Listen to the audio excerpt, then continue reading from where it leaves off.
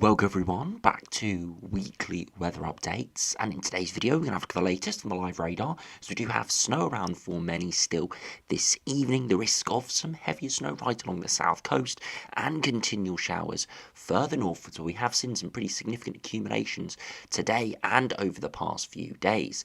We'll check out the latest from the weather warnings as they do run out for at least another 2 days, and of course have a look at the latest UKV, looking at the precipitation and temperatures, as it is going to remain pretty frigid for the next 3 days. However, as we head into the weekend, as we have said over the past few days, it is going to be turning milder. But it isn't going to be turning milder in a sort of slow, steady way. It's going to be a big, quick transition, and within that transition we could see some exceptionally stormy weather as the jet stream really powers up. Some of the runs as the same as yesterday, showing gusts of as high as 100 miles per hour in places, potentially through Sunday, and then another potential storm system around the Tuesday time. So there is the risk that we go from bitterly cold conditions on Friday with snow still widely further northwards to stormy conditions by Sunday, with potentially even amber warnings and even a named storm. That is looking like a real possibility at this stage. So have a look at that from the latest UKV, which just about gets to Sunday, and then we'll have a look at some of the long-range charts as well, looking at their wind gusts over the next few days, and of course the pressure patterns as we progress towards the end of January, as we can pretty much see right towards the end of the month now. And another pretty typical GFS pattern today. It actually does build in some bitterly cold easterlies towards the end of January. So another interesting thing to look at in this video. So do remember, if you enjoy my videos, make sure you like and subscribe. And remember to follow me on Twitter as well. The link's in the description. Now, if you do look on the live radar, there's kind of 3 areas of interest at the moment. So we've got these snow showers now that are now starting to pack in again across Scotland. Now, we did see the wind veer slightly westerly today as we saw a brief little small low pressure system move through that ordinarily we wouldn't think of too much, just an area of showers. But because it's cold and because snow was coming out of this area of low pressure, we did see some quite big accumulations in places, 5 to 10 centimetres on top of what we have already seen. Now, it did move through quite quickly across Scotland, but it did linger and is lingering across northern England. However, you can see that some of this is falling as rain, and there's this little wedge here from southern Scotland through to northern England where we've got slightly higher dew points just about touching 1 or 2 degrees, and the upper air temperature slightly milder as well. So even though at the surface it's still close to freezing, out at high up in the atmosphere it is actually slightly milder than it has been, and that is why some of this is falling as rain, sleet, and then snow over the highest ground.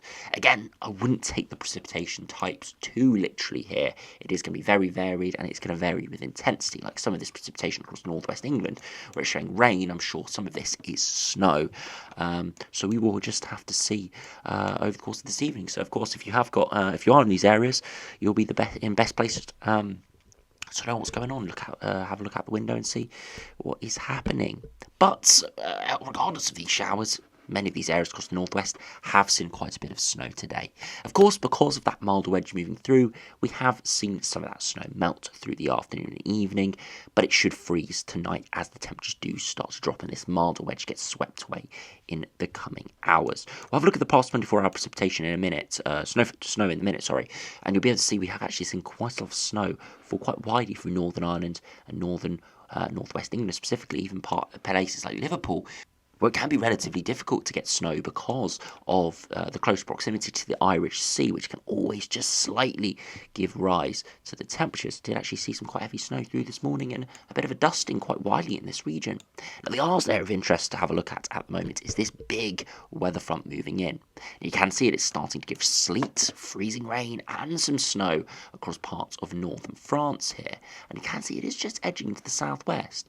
Now, you think, looking at this, it's just going to come into the southeast, potentially through the southwest, through the Midlands, into East Anglia, and give a spell of heavy snow. But it is pivoting, and it is pivoting across northern France. So we don't really know exactly how far north the edge of this weather front is going to get. The majority of runs have it either just out in the channel or clipping the south coast. So that's why some areas this evening could get a few centimetres of snow or could get nothing. There is massive massive uncertainty exactly how far north as this will extend. And there are even some anomalous fronts that even get as far north as the M4 line, which I do think is highly unlikely, but again is a possibility. So if you are in this southern region, do watch the live radar tonight. The precipitation will probably get to its most northern extent around the 4 or 5 a.m. point. So that is the point to see where it is. So if you're waking up early in the morning, there is the risk you wake up to a little bit of snow. There is the risk you wake up to absolutely nothing. So just keep a very close eye on it. Again, another day, another year.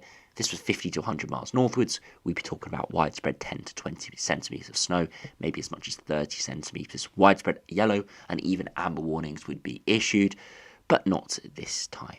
The snow is looking like to go through northern France here. If we do put on the temperatures, regardless of precipitation, it is frigid at the moment. You can see that wedge of milder areas, less lighter blues and more darker blues through the Republic of Ireland, North Wales, into northern England here. You see the higher ground has, of course, got slightly colder temperatures. And that is why we are still seeing snow there. To the south, clearer skies, and it is bitterly cold, and that's why any of that precipitation leaks on land. It will fall as snow, and then even colder areas wrapping in from the north as the wind veers to a northerly again, and that is bringing continued snow showers. If you look at the past 24-hour snowfall, you can see that we have seen pretty substantial snowfall across much of northern England. As I have highlighted over the past few videos, this snow period, this cold period, is mainly a northern or northwestern event. But you can see probably last night into this morning was, and progressively through the day, has been the most widespread spell of snow for this period and probably will be for the rest of this period. And you can see where the specific areas that have seen the heaviest snow here, higher ground of northwest England, but equally, as said, around the Liverpool area, Lancashire, Merseyside in general, have seen a good few centimetres of snowfall. Again, not all of this settled, especially as the day went on, but most of these regions woke up to a dusting this morning, even a few centimetres of snow. Of course, further northwards, we've seen more significant snow, especially through central and northern Scotland and through Northern Ireland, but even these areas here, they've seen quite a lot of snow, 10, 20 centimetres over the past 24 hours, actually saw a bit of rain over the course of the afternoon as that milder wedge moved through. So it has been a little bit of an eclectic mix today, but if you are in these regions, you most likely have seen falling snow and probably even seen a dusting as well. Still, snow showers to come as we'll see in the UKV in a minute, but nowhere near as likely to be as intense and as widespread as they have been over the past 24 hours. If you look at the weather warnings, we've got weather warnings issued further northwards. We've got an ice warning issued for Northern Ireland. So those temperatures will drop tonight, and where we have seen a bit of rain and melting snow, it will refreeze, and again could be dangerous with that ice forming. And they've got a snow and ice warning issued further northwards as well, pretty much covering the whole of northwest England, North Wales, and then all of Scotland. Again, for the full 24 hours today, as we have seen snow showers around, and of course, as those snow showers fall onto cold ground, we'll see ice, and then where those temperatures have temporarily risen through the afternoon, we will see ice reform tonight. Into tomorrow, we've got more snow and ice warnings. Again, another snow and ice warning issued for much of northern England for the first 12 hours tomorrow, as we still have showers lingering through tomorrow. Again, could see 1 to 2 centimetres, maybe as much as 5 centimetres, and again, they could be mixing as we still have that milder wedge of air around. Up towards southern Scotland, haven't got a snowfall warning, but that is because we are unlikely to see new accumulations. Instead, it's the snow we've already seen, and rain we've already seen, leaving very wet, moist surfaces will refreeze, and that's why we've got an ice warning through the morning. And then finally got a snow and ice warning issued for the rest of northern Scotland and Northern Ireland.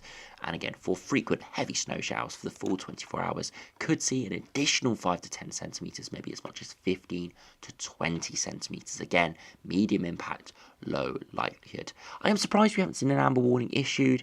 I do suspect it's because where we have seen the heaviest snow has been over the higher ground and has been across Scotland, especially rural parts. So again, the Met Office do base a lot of their warnings off impacts. Again, 5 to 10 centimetres of snow in London would definitely issue an amber warning, whereas 5 to 10 centimetres of snow across northern Scotland would always only really be a yellow warning. So that's why we haven't seen an amber warning. If you look at the raw data, you'd probably suggest an amber warning could have been issued for last night and today. But when you look at the areas being directly impacted with the highest likelihood of impacted, they are more low population rural areas. So that's why we haven't seen an amber warning issued, but there is still scope if these showers do band together. And then finally, we got warnings on Thursday, the last day of really substantial risk of snow. Again, through northwest England, could see more wintry showers pushing in for the full 24 hours of Thursday. And again, could see a few centimetres of snow, maybe even 5 to 10 centimetres where we see some banding. So again, if you're on these regions, there is again more snow potentially coming on Thursday. And then again, another widespread snow and ice warning further northwards for the full 24 hours of Thursday. Again, very similar to the Wednesday warning. Again, could be a good few centimetres of snow falling, maybe even 15 to 20 centimetres in some regions. No warnings issued after that, but I do think, especially into the weekend and the start of next week, we will see definitely some yellow warnings back, maybe even some amber, and from some of the charts today, even a risk of red warnings, danger to life warnings for wind, given some of the model output. So if you do have a look at the latest UKV, you can see the snow that had spread through earlier today, now is slowly clearing and leaving showers behind. Further southwards, you can see that rain and snow just edging into the far southeast and actually giving a spell of a little bit of snow there. Again, uncertain how much this will actually fall, how much will actually accumulate on surfaces. We will have to wait and see. But you can see the snow gets to its most northern extent around the early hours of the morning, and potentially even actually forms a little bit of a band of snow there through 10 or 11 a.m. So we'll have to see that. Models have got discrepancy, but I doubt it will travel more than 10 to 20 miles inland. There is the small risk though. We will just have to see what happens when we wake up tomorrow. Snow showers continue packing in elsewhere further northwards, and of course cold air wrapped in, so it'll all be falling as snow now. And you see through the rest of tomorrow, again, it'll be sunshine for most, bitterly cold. Again, temperatures might not get much above freezing in some areas, but showers still coming in, and could be frequent banding of showers across much of Scotland there through the afternoon and evening. Showers could pile in for northern Wales and Northern Ireland, again, into the early hours of Thursday. And again, we could see some showers down the east coast there. As we head through Thursday again, showers continue to pack in, and then slowly as we progress into Friday, turning milder as milder air starts to edge in. But for further southwards, under higher pressure, cold air masses around, it will still remain frigid, just very low chance of any snow. As across Scotland, the milder air will slowly sweep in, turning snow to rain at lower levels, and eventually, as we head into the weekend, you can see pretty much for Saturday, milder air moving in initially. Standard low pressure system could be a little bit stormy on Saturday, but it's really as we head into Sunday, we see this big hook of a low pressure system arriving, and we could see severe winds associated with this. If you have a look at those wind gusts, look at that widely, looking at 50 to 70 miles per hour, and then along the main weather front, looking widely at 70 to 80, as much as 90, or even locally 100 miles per hour. If this came off, we would be looking at widespread amber warnings and even red warnings issued for this. Now, it is accompanied by very mild air. If we look at the upper air temperatures, very mild air, so we're not looking at any snow with this, but it would be very dangerous and would be really lively indeed, coming about 36 hours after that cold air has got swept away. So from one extreme, cold and wintry for many, to the other extreme, mild, wet, and very windy indeed. It is still 4 or 5 days away, so there still is room to budge, but we are seeing a lot of consistency that this system is going to be very lively. It's just whether it's 70, 80 miles per hour or 90, 100 miles per hour. That is what we're sort of seeing as the discrepancy at this stage. It's going to be a lively system. That is looking pretty much guaranteed, but whether it is notably lively, that is still yet to be exactly determined. But if we look at the temperatures overnight tonight, dropping widely below freezing again, especially either side of that milder wedge through northern England. It could be frigid though, again, widely down to -1, -2 in the south, and much colder further northwards as that bitterly cold air wraps back in. Into Wednesday afternoon, again, hardly going to go above freezing in many areas. Again, definitely where you have snow cover and ice cover, it is going to be freezing. Into Thursday, overnight temperatures are going to be ridiculously cold. You've got snow cover in places, and all areas are back down towards close to -10 degrees at 850 HPA, which is proper freezer temperatures. Again, -10 is the sort of level where you're looking at guaranteed snow and ice days, and that is what we have wrapping back in for Thursday. And you see overnight temperatures widely down to -5, so maybe as low as -10. Into Thursday during the day, again, said upper air temperatures towards -10. We're looking at ice days in many areas, maybe nudging 1 or 2 degrees in some areas, especially further westwards. Again, that's because we've got sunshine around. Again, if there's a bit of cloud, showers, a bit of snow around, then it would hold those temperatures a little bit lower. But regardless, it is bitterly cold. And that continues into Friday as well. Overnight temperatures widely down towards -4, -5 again. But interestingly, Friday, still very cold, but starting to turn milder from the west. And again, frost into Saturday. But by Saturday afternoon, still chilly, but 4, 5, 6, 7 degrees. Still got cold air towards the surface, but the upper air temperatures are a lot milder. And you can see into Sunday, could be a bit of a frost in the southeast. But by Sunday afternoon, could even get into the double digits pretty widely as that big storm system moves in. Now, if you look at the latest GFS, not only does the GFS produce a big storm system in the short term, but actually returns us to the freezer in the long term. Again, it's got very little support in the longer term, but it definitely is sort of peddling a pattern that is looking pretty viable as we head towards the latter stages of January or even into February. A Scandinavian high could be arriving. Now, if we run through the coming days, northerly winds continue to dominate over the next couple of days, but the block breaks down very quickly in the next sort of 48 hours and it opens the door to westerlies. Initially very unsettled as we enter Saturday, and then it picks up this low into Sunday, and it's along the southern flank here where we could see some very strong winds. Severe stormy conditions could be seen there. And we could see another storm system move in for Tuesday into Wednesday. Again, more uncertainty with this as it is about a week away. We'll have to see whether that does form, but there is the risk, again, of another very lively system. Beyond that, though, high pressure tries to build in as soon as about 7 or 8 days, and that is starting to become a little bit more of a recurrence within the models. Now, the GFS here, as a go at building a Scandinavian high, is initially a little bit unsuccessful, but right into the extended range, it pulls off the easterly wind. And again, we are more under higher pressure, so don't know how much wintriness we would see with this. But if we look at those upper air temperatures, it is frigid, absolutely freezing, widely down to -10, maybe even -15. Again, the temperature deviation, you see it's coldest in the south and southeast. It's the same level to that easterly we had a week ago, if not even colder and more widespread cold. It's not just a small pool. It is similar upper air temperatures, but it's a much larger pool and would move in for multiple days. Therefore, I would suspect we would see proper widespread ice days. Not like at the moment where many areas are hovering around freezing, nudging up to 1 or 2. This would be widely 0 degrees at best if this pattern came off. It would be absolutely freezing, and from the look of the block, it would be pretty sustained as well, and the risk of snow would come if we see this upper trough move in from Eastern Europe. Very interesting there from the GFS, but as we'll see from the ensembles, it hasn't got too much support. If you go over to WX charts, just have a look at those wind gusts as we head into the weekend. You can see it does turn a bit more windy through Saturday, but it's really into Sunday where we see this massive storm system move in. Again, you can see the bottom right, the max kilometres per hour. Again, 160 kilometres per hour is around the 100 mile per hour point. So you can see here we're going up towards 140, maybe 145. So that's looking at around the 90 mile per hour point. And it's along the whole weather front. It's not just in a localised area, which would mean we'd have widespread issues. You can see the sudden drop in those winds, and that will be associated with a cold front, and that could produce even a squall line. That could be ridiculously impactful if this did come off. Beyond that, into Tuesday, could see another storm system move in. Pretty lively still, but not quite as lively as other runs have made it out to be, but nonetheless another stormy spell there through Tuesday into Wednesday.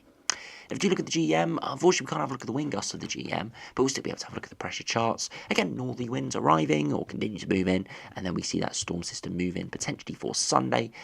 Delayed it a little bit more into Monday here from the GEM, but still very lively indeed. And then another potential storm system into Tuesday and Wednesday, but definitely shifted further northwards. And then at day 10, we do try to see heights build towards Scandinavia, but not having too much success yet. But definitely mirroring the GFS there at day 10, try to build those heights towards Scandinavia. It will be a battle because look at Greenland. We've got this big pool of tropospheric polar vortex. It's just going to try and throw the jet stream towards us. So it will be a bit of a battle, and we'll have to see what happens. Of course, we've got a very weak stratosphere. Even an official sudden stratospheric warming could occur. Again, it's not the sort of sudden warmth. It's more of a recurring weakness, and eventually the zonal winds have turned negative, and it's likely to over the next sort of couple of days. And again, definition-wise, it's difficult to say exactly what this event will be, but it is going to definitely weaken those zonal winds throughout the atmosphere significantly, so that could allow for that Scandinavian high to develop towards the end of the month. It will be very interesting model watching over the next week or so. If you look at the ECMWF, again, we see the block break down, and we see westerly winds arrive. Very big stormy system moves in on Sunday. Very big core there, or very strong core, sorry, as that system moves through. And then again, another storm system potentially into Tuesday and Wednesday. And again, at day 10, we see higher pressure ridging towards Greenland, so up towards Scandinavia. Haven't got as much of a cold pull to our east, so it wouldn't be a beast from the east or anything like that, but it still could be pretty impactful if this did come off, especially into the last few days of January. If you do look at WX charts and just have a look at those wind gusts, again into Sunday, look at that severely stormy conditions as that system sweeps through, especially across parts of Northern Ireland, Western Republic of Ireland and Western Scotland. There could be looking at over 100 miles per hour, 187 kilometres per hour there for up towards the Shetland Islands. That would be pretty ridiculous indeed. And then potentially another storm system, definitely a lot stronger than both the GM and the GFS there, but again producing 80, 90 or even 100 miles per hour again as that system moves through into Wednesday. Again, it would be dependent on the positioning of this high that's building in. That will decide how strong it gets and its positioning. Now finally, if we look at the ensembles, you can see from the latest GFS ensembles, very cold over the coming hours and coming days, but turning milder, generally above average through the rest of January. But of course, we have got hints towards the latter part of the month of a cool down, but you can see the GFS is definitely a little bit overboard there, a little bit of an anomalous run there, producing easterly winds. But as we saw from the other operational runs, they definitely support for higher pressure to ridge northwards, just not quite as progressive as the GFS is going. So the scope of easterly winds, Scandinavian high, is definitely there towards the extended range, but still, it's not looking likely in the next week or two. It's beyond that. It's the last couple of days of January or early February at the earliest, unless we saw a big sort of flip within the models, which is possible.